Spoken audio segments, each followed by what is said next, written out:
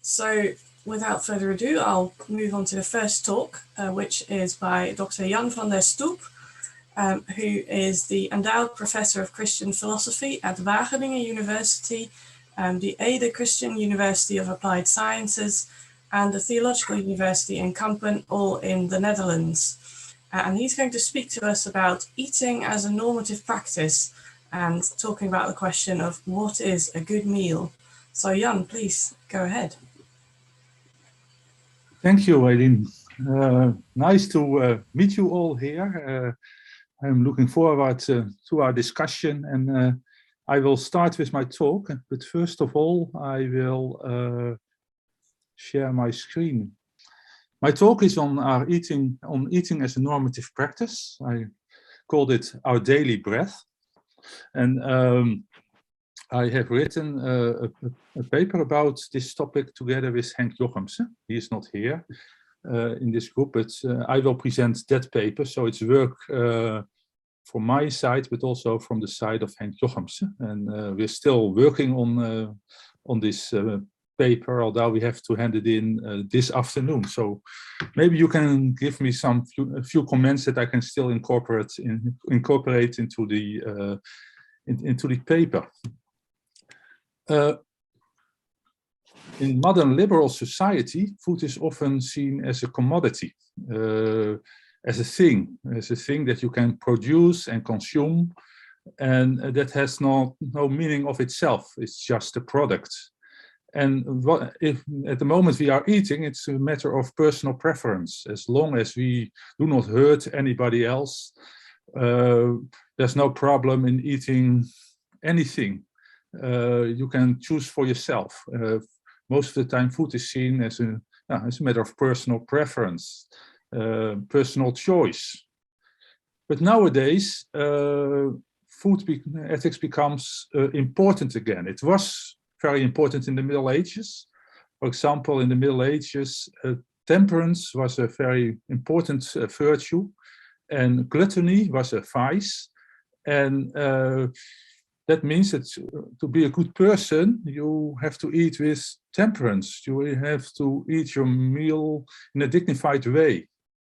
And gluttony was really a vice, was really something bad. In modern society, we don't like those kinds of virtue ethics any longer, although it's returning again, fortunately. But still, there are a lot of issues that are important when it comes to food ethics, and most of the time we address them when the interests of others come into the picture. Food ethics becomes important when we deal with issues of social justice, the payment of farmers, fair prices, hunger in the world, things like that. Food ethics also becomes important because of ecological impact. If food is not sustainable and the way our food system is not organized is not sustainable, it becomes a matter of food ethics. The same is true for health issues and safety issues. But the question I like to ask today is, even if we do not hurt anyone else, can we still differentiate between a meal that is really good, that's a real meal, and a meal that's not so good or is bad in a normative way? Can we differentiate between a real meal, a meal that is tasteful, that you eat in a dignified way, and meals that aren't? Even if we abstain from thinking about how our eating affects other people. To analyze what a good meal is, and I use Henk Jochemsen and I are using the normative practice approach. The normative practice approach is an approach that is developed in the tradition of Christian philosophy, the tradition of Reformed philosophy. And you can say it's a combination of work of Alistair MacIntyre and Herman Dooyeweerd. And in that normative practice approach, different. There's a differentiation made between qualifying functions, foundational function, and conditioning functions, and also between a constitutive and a regulative side. I will go into that in the meanwhile, but I just mentioned it here already because those different qualifying functions can help us to develop a conceptual framework that helps us to analyze what is a good meal and what is not a good meal.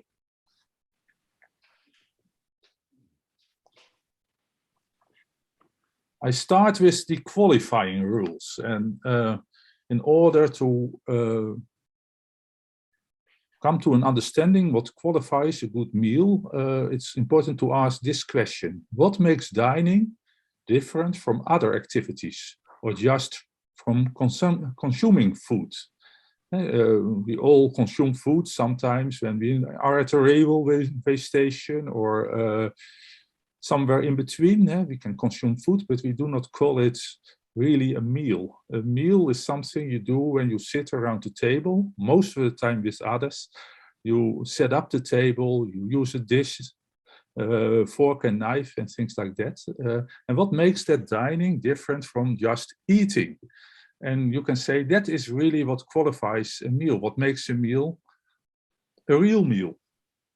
And according to Henk and me, we think that a meal is socially qualified. A meal has to do with all kinds of social conventions. A meal has to do with temperance. When a real meal, you eat in peace, you take your time, you eat it with dignity, you sit up straight. While eating together, you respect the interests of others. At the table, there are certain etiquettes and conventions. And so, yeah, a meal has to do something with dignity, the dignity of persons. Maybe the use of the word social needs some clarification here. We do not mean by social togetherness. You can also have a meal on your own. You can, at home, you can eat a meal, set up the table, take a dish, take fork and knife, but but even then you are you are behaving according to certain social standards, to certain etiquette. You're not just eating out of the pen, for example, but you take your time, do it in a temperance, do it with temperance, eat with dignity, and that's still a meal, although you are alone. When you go to famous scholars who have written about what a meal is, for example, Norbert Elias, Pierre Bourdieu, or Korsmeier, or Kass, they all point towards the importance of table manners and to the importance of a refined taste. At the meal, we most of the time use a knife, but that knife has a rounded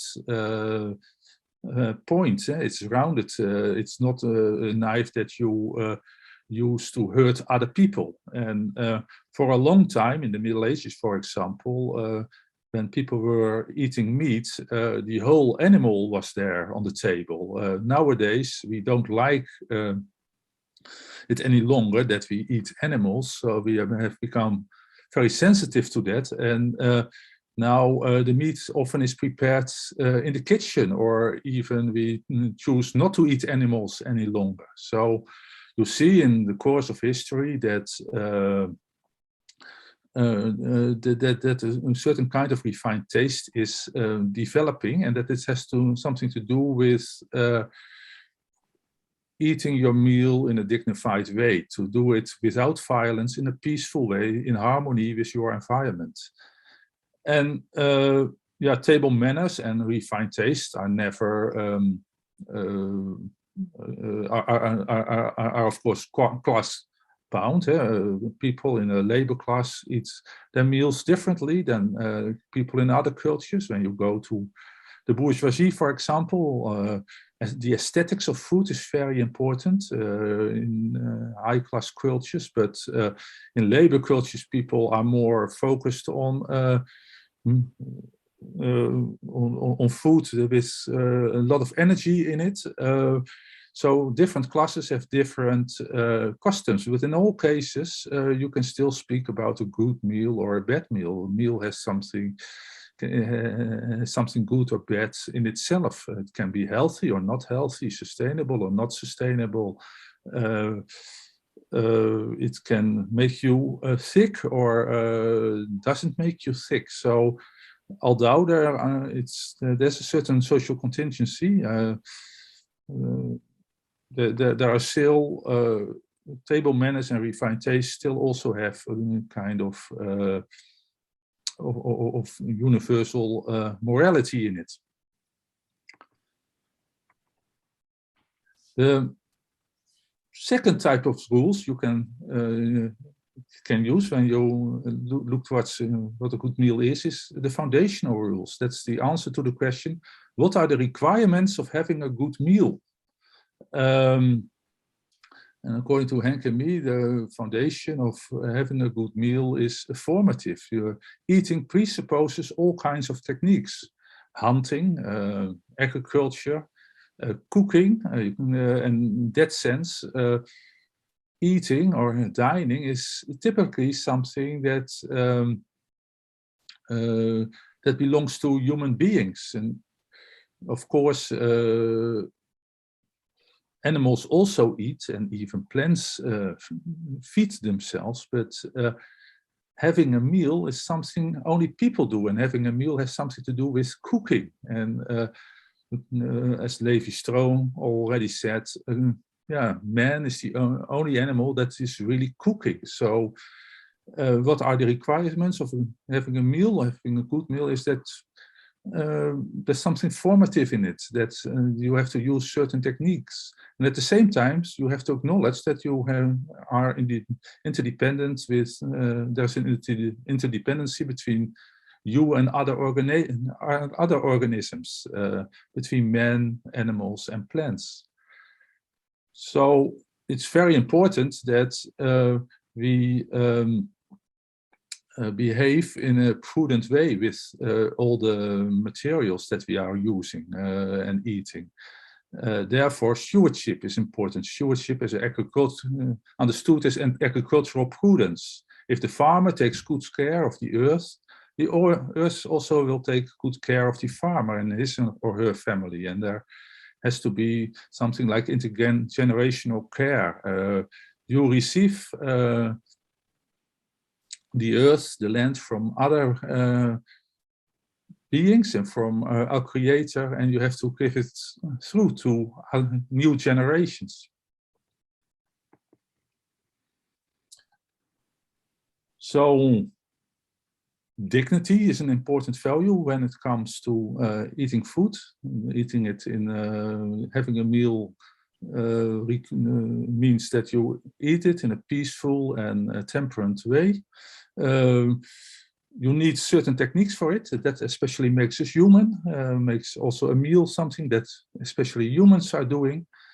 But there are also kinds of other conditioning rules that are important and that you have to take into account. And I will not delve deep into that, but let's call a few of them. And the first is lingual. Very important at the table are the table conversation, that the table conversations are going into a friendly way. And if you eat your meal on your own, most of the time you put on the radio or the television or some music. You need some exchange with others. So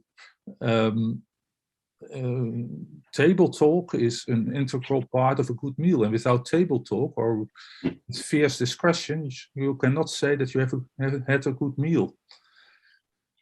Also, economical rules are very important. Fairness, you have to pay a fair price for your meal, and you have to distribute your the food in a fair way. In eating, there's also a sense of generosity. If you eat on your own and someone else is coming at your table, you feel the urge to share something of the food, to be to practice hospitality. I already talked a little bit about the aesthetics of food. So yeah, a good meal is also a good meal that's served in a very special way. The beauty of the meal is very important. The harmony at the table meal is also often connected to the festivity. You can also look to the juridical side. Who has the right for food? What are issues of justice? And the pistic side is very important. If you acknowledge that you are dependent upon other organisms, that you are dependent on the fruits of the earth, and that you cannot control what you are eating, but have to receive it. Eating always goes along with gratefulness, and religious people often express that by praying before they start eating, and by practicing certain rituals. In several cultures, there people make distinctions between clean and unclean animals, for example. There are all kinds of rules for fasting in several religions, and that all has to do with the sense that food is not something that is that you control, but food is something that you receive and that you have to be grateful for. And I think what really makes a good meal is also that that sense that it's something you must say thank you for. And that was also what I learned when I gave a course on food ethics for a secular audience, and I told them something about the importance of Thanksgiving. There were several secular students who said to me, "Yes, that's interesting. Although I do not believe in God, I feel the urge to say thank you for the meal. Although I do not know who to address for it, it's still important to be grateful." Thus far, I talked about the structure of a good meal. A good meal has to be eaten in a temperate way, with a certain sense of dignity. There are several rules, table manners, that makes a meal a good meal. And also stewardship and the good use of technology is important. But you can also look to the meal from a worldview perspective, from a perspective of how you develop practices, how you develop good practices when it comes to dining. And first of all, more individual, we can look to the personal eating habits of people. In ethics,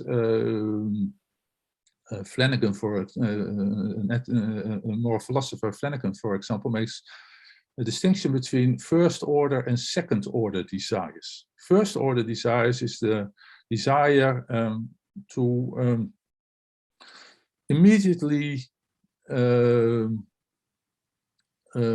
taste something good. You can have a desire for example, to take a cigarette, or to drink alcohol, or to eat candy. That's a first order desire. But the second order desire is that you can choose as a person not to listen to that first order desire. You can choose as a person, although you have a longing for smoking, or have a longing for drinking, or have a longing for eating candy, that you don't want to be like a person like that, that you can refrain from that.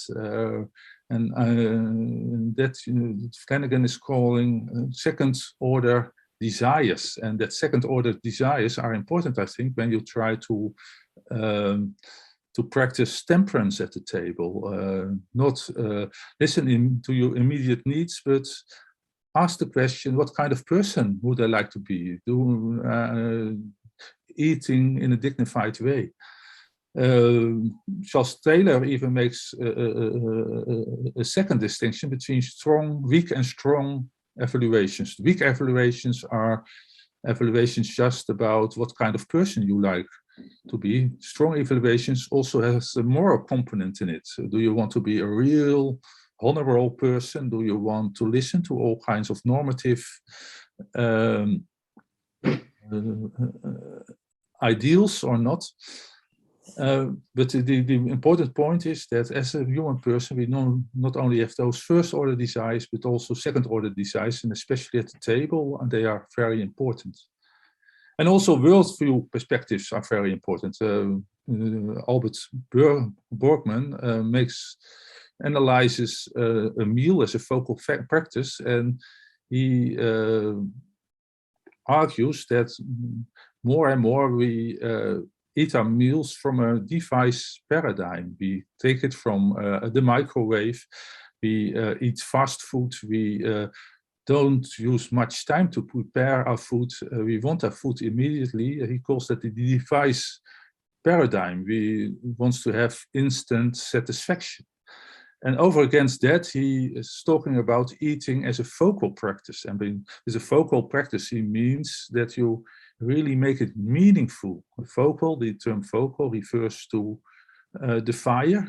You can sit around the fire as a family, and that's the focus in Latin language. And focal practice is where life concentrates itself, and especially at the table.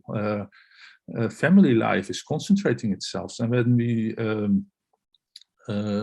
have important events, most of the time there's a meal with it, because meals express something meaningful. But we are losing that idea of eating as a focal practice, and we think in terms of the device paradigm.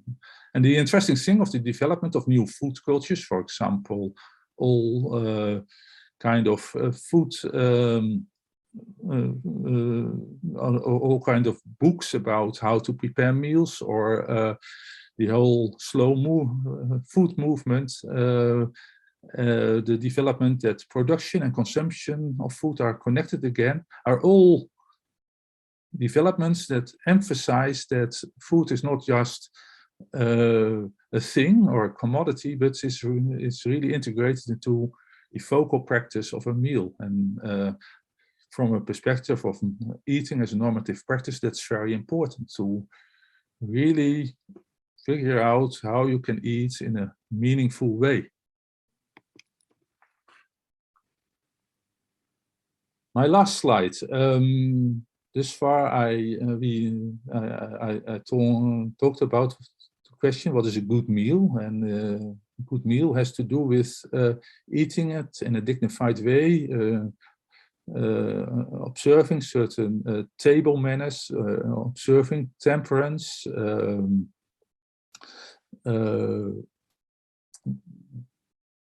not only living according to your first order desires, but also according to second order desires. That really makes you human, and that really makes a difference between just eating and having a meal together, dining together. Therefore, I think that a normative practice approach, as we have developed, Henk Jochems and I, may help to reintroduce attention to the virtues of the table again, without making those virtues just a personal affair. Because when you talk about social conventions, etiquettes, it's not just you at the table who is deciding what are the etiquettes, but you're part of a larger culture, you're part of a larger society in which all kinds of values are developing. And the normative practice approach points towards the importance of that we have to rethink what good dining practices are, and that we have to discuss about it. And from that perspective, it's very encouraging that nowadays new food cultures are developing, food cultures that that emphasize nature inclusiveness, for example, food culture that emphasize slow food, that emphasized food as something meaningful, a meal, having a meal together as something meaningful, a focal event, or all kinds of practices that connect production and consumption together. That's our, from a normative practice approach, very encouraging development. So now, of course, we're still in a movement in which food is just, most of the time, just seen as a product that you can prepare in a fast way, that you eat probably alone or with some other persons behind the television.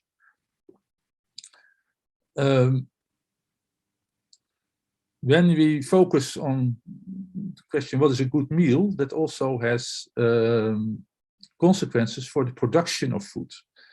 When you say that having a good meal has to do with refined taste, with eating with dignity, then also the production of food has to be aligned with that. The production of food has to be geared to what qualifies a meal, refined taste. Farmers must make a living, of course, and that's often quite hard nowadays. But the real pride of the farmer is in the production of high quality food, food that people can eat with dignity, and therefore all kinds of products are developing